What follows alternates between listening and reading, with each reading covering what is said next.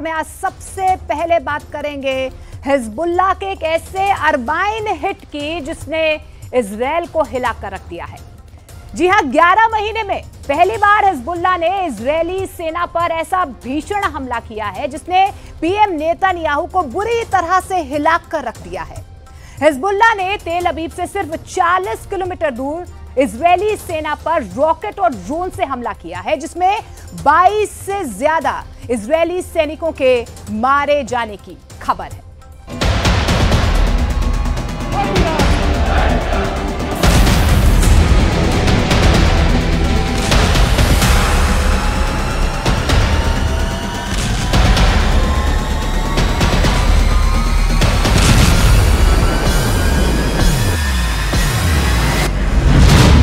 Hezbollah का operation अरबाइन, मारे Israel के 22 सैनिक।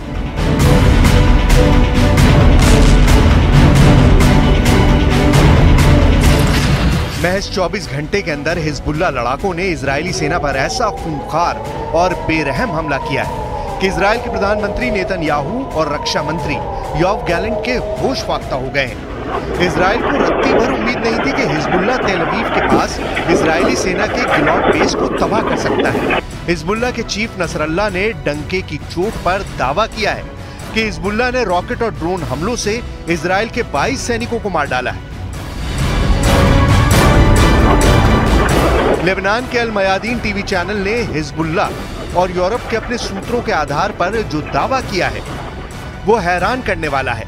लेबनान के अल मयादीन टीवी चैनल के दावों के मुताबिक इजराइल पर हिजबुल्लाह ने 2 चरणों में हमले किए हैं। हम आपको एनिमेशन के जरिए समझाने की कोशिश करते हैं कि आखिर हिजबुल्लाह ने इजरायली सेना पर इतना बड़ा हमला कैसे किया है। अल मयादीन टीवी चैनल के मुताबिक हिजबुल्लाह ने इस बार ऑपरेशन अरबाइन के तहत इजरायली सेना पर हमला किया है। खबरों के मुताबिक हिजबुल्लाह लड़ाकों ने इजराइल की राजधानी तेल अवीव से कुछ किलोमीटर दूर इजरायली सेना के गिलॉट बेस और ईन शेमर एयरबेस को निशाना बनाया है। हिजबुल्लाह ने हमले के पहले चरण के तहत इजराइल की खुफिया यूनिट 8200 को निशाना बनाया है।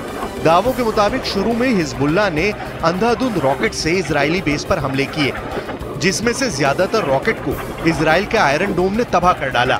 हिजबुल्लाह का दावा है कि ऐसा उसने जानबूझकर किया था ताकि आयरन डोम की प्रतिरोध की क्षमता को खत्म किया जा सके। इसके बाद हिजबुल्लाह ने इजराइल के गिलॉट बेस पर दूसरे चरण का खौफनाक हमला किया। हिजबुल्लाह ने अचानक सैकड़ों ड्रोन से इजरायली बेस पर हमले कर दिए।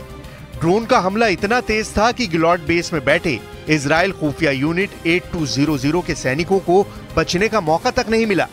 अल मयादीन टीवी चैनल के मुताबिक हिजबुल्लाह के ड्रोन हमलों की वजह से इजराइल के 22 सैनिक मारे गए हैं, जबकि 74 इजरायली सैनिक बुरी तरह से जख्मी हैं। لا يغير موقفنا.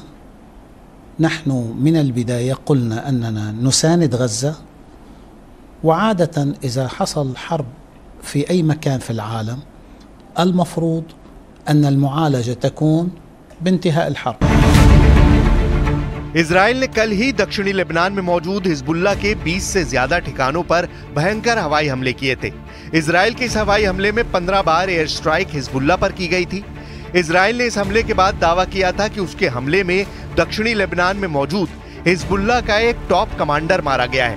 हैरानी की बात तो यह है कि इजराइल के इतने बड़े दावे के महज 10 घंटे बाद ही हिजबुल्लाह ने तेल अवीव के पास मौजूद इजरायली सैन्य ठिकानों को तबाह और बर्बाद कर डाला है। हिजबुल्लाह इस हमले को लेकर और क्या दावे कर रहा है, जरा ये भी जान लीजिए। हिजबुल्लाह का ऑपरेशन अरबाइन, मारे इजराइल के 22 सैनिक। हिजबुल्लाह के दावों के मुताबिक ऑपरेशन अरबाइन इजरायली सेना के लिए काल साबित हुआ है। दावों के मुताबिक हिजबुल्लाह ने महज एक ही हमले में इजराइल के 22 सैनिकों को जहां मारने का दावा किया है, तो वहीं 74 सैनिक घायल करने का भी दावा किया है। हिजबुल्लाह का दावा है कि उसने अपने टॉप कमांडर हज मोहसिन उर्फ फऊद शुकर की हत्या का बदला इजरायली सेना से ले लिया है। कमांडर फऊद शुकर को 30 जुलाई को बेरूत में एक मिसाइल हमले से इजराइल ने मार दिया था। हिजबुल्लाह चीफ नसरल्लाह के मुताबिक ऑपरेशन अरबाइन के तहत तेल अवीव से 40 किलोमीटर और लेबनान से 75 किलोमीटर दूर इजरायली सैन्य ठिकानों पर हिजबुल्लाह ने हमले किए हैं। हिजबुल्लाह ने इजरायल की खुफिया यूनिट 8200 को निशाना बनाया है, जो लगातार दक्षिणी लेबनान पर हमले कर रही थी। इजरायली सेना भी मान चुकी है कि महज 12 घंटे के अंदर लेबनान की तरफ से हिजबुल्लाह ने 30 रॉकेट दागे हैं।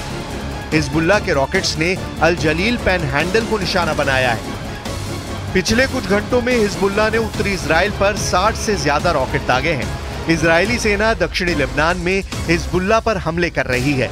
इजरायली सेना के मुताबिक उसने हिजबुल्लाह के ज़ैब्किन कलेले के बाहरी इलाके रशाया अल फकर और येटर पर हवाई हमले किए हैं, जबकि एक इजरायली टैंक ने कफर चौबा अल क़ियाम पर भयंकर हमले किए हैं। इसके अलावा इजरायली सेना ने अल वज़ानी पर भी हमले किए हैं।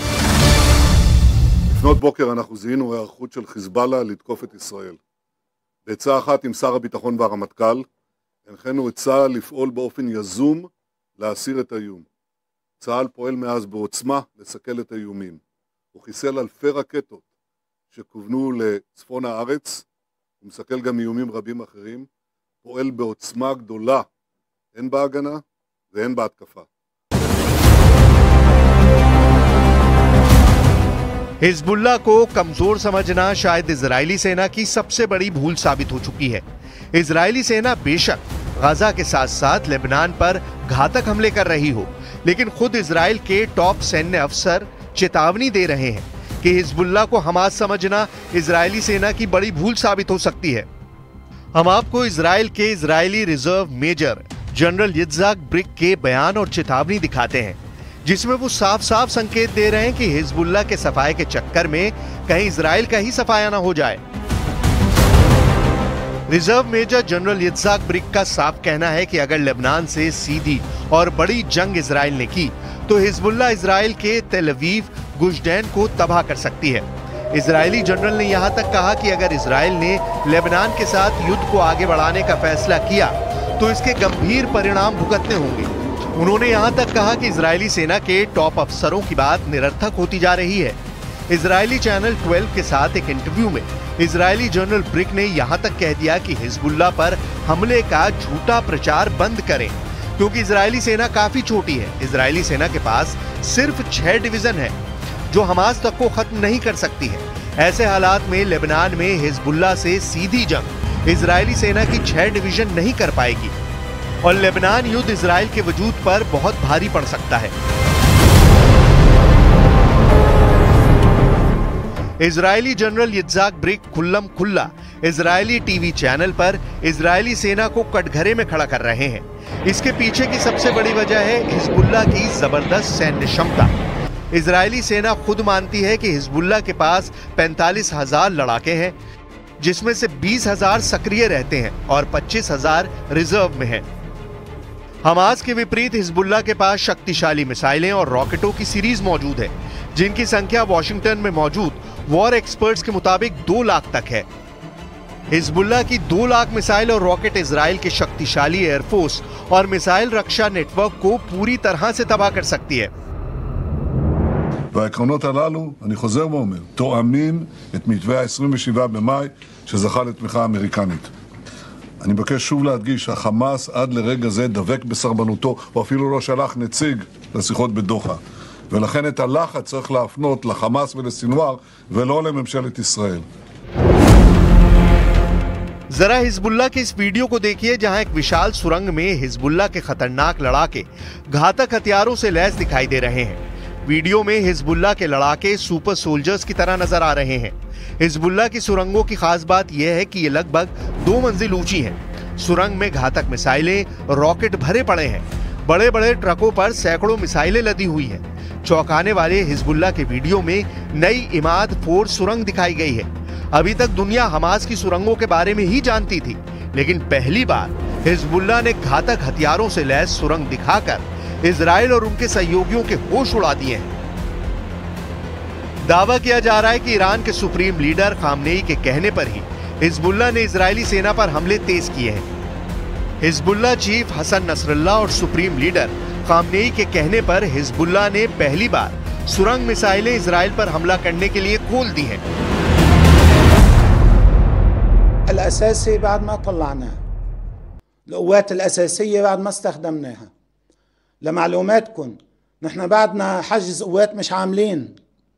نحن الشباب يشتغلوا بالجبهة خدمة إجازة، يعني بيروح بيخدم وقته بيوجع على بيته، بيطلع بديله بيخدم وقته بيوجع على بيته وهكذا.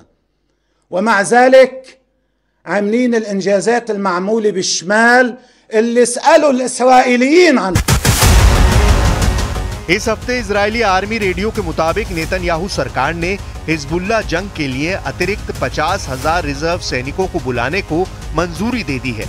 इजरायली सेना ने लेबनान में बमबारी कर हिजबुल्लाह के कई वरिष्ठ कमांडरों को मार गिराया है। इसके बावजूद हिजबुल्लाह के हमले रुकने का नाम नहीं ले रहे हैं। ऐसे में कयास लगाए जा रहे हैं कि इजरायली सैनिक जल्द ही लेबनान में घुसकर हिजबुल्लाह के खिलाफ जमीनी कार्रवाई कर सकते हैं। हालांकि विशेषज्ञों का मानना है कि हिजबुल्लाह को जड़ से खत्म करना इजराइल के लिए आसान नहीं होगा।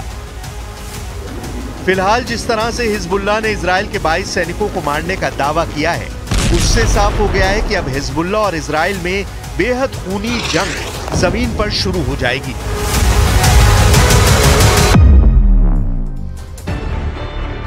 न्यूज़ 18 इंडिया चौपाल, एक ऐसा मंच जहां जब जब बात निकलेगी तो सिर्फ दूर तक नहीं बल्कि दुनिया के कोने कोने में जाएगी, क्योंकि इस बार बात होगी भारत के वैश्विक महाशक्ति बनने के लक्ष्य पर।